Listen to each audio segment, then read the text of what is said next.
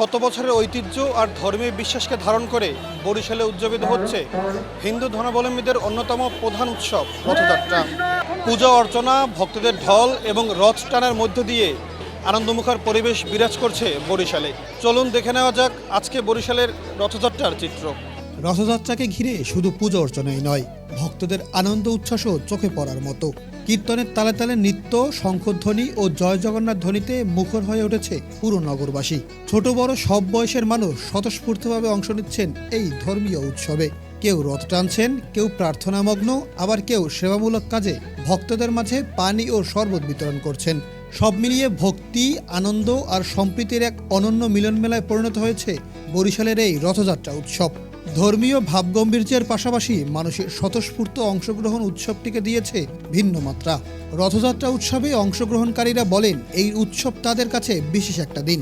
আজকের এই দিনে ভক্তরা নয়, বরং ভগবান নিজে নেমে আসেন ভক্তদের কাছে এবং দেশ ও মানুষের জন্য প্রার্থনা করেছেন ভক্তরা। আজকে আমাদের হিন্দু ধর্মের প্রত্যেকটা মানুষের কাছে অনেক বিশেষ দিন, কারণ আজকে জগন্নাথ দেবের রথযাত্রা। আজকের দিনে জগন্নাথ দেবের কাছে আমরা যাই না, বরং জগন্নাথ দেব আমাদের প্রত্যেকটা ভক্তর কাছে দেখা দেওয়ার জন্য নিজে পথে নেমে আসে এবং আমাদের প্রত্যেকটা মানুষেরই ইচ্ছা থাকে যে আমরা যা পাপ যা করছি সেইটা যেন মোচন হয় তার রথের দড়ি ধরার পরে। তো সেই জন্য আমরা প্রত্যেকটা মানুষই আসি আজকের এখানে। তো আসছি অনেক বড় আশা নিয়ে এবং মনে করি যে আমার আশা পূরণ হয়েছে এবং আমি যখন যাব আসার সময় যে অনুমতি নিয়েছি তার থেকেও হাজার গুণ বেশি খুশি এবং আনন্দ নিয়ে আমি আমার বাড়ি যাইতে পারবো। আবার যখন আসবে সামনের বছর তখন আরও অপেক্ষায় থাকবো যেন তখন আবার এসে জগন্নাথ দেবের রথের দড়ি ধরতে পারি এবং আনন্দের সাথে আবার হাসি মুখে বাড়ি ফিরতে পারি। যেহেতু জগন্নাথ দেবে আজকে সে মাসি বাড়ি যাচ্ছে, এই জন্য মানুষের এত ভিড়।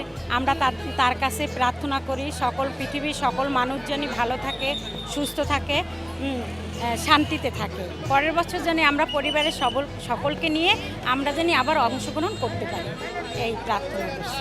হিন্দু ধর্মাবলম্বীদের বিশ্বাস অনুযায়ী আজকের এই রথযাত্রায় ভগবান জগন্নাথ, তার বড় ভাই বলভদ্র এবং বোন সুভদ্রাকে সুসজ্জিত রথে মূল মন্দির থেকে মাসির বাড়ি নিয়ে যাওয়া হয়। এই যাত্রাকেই রথযাত্রা বলা হয়। ভক্তদের বিশ্বাস রথের দড়ি টানতে পারা সৌভাগ্যের প্রতীক এবং এর মাধ্যমে ঈশ্বরের আশীর্বাদ লাভ করা যায়।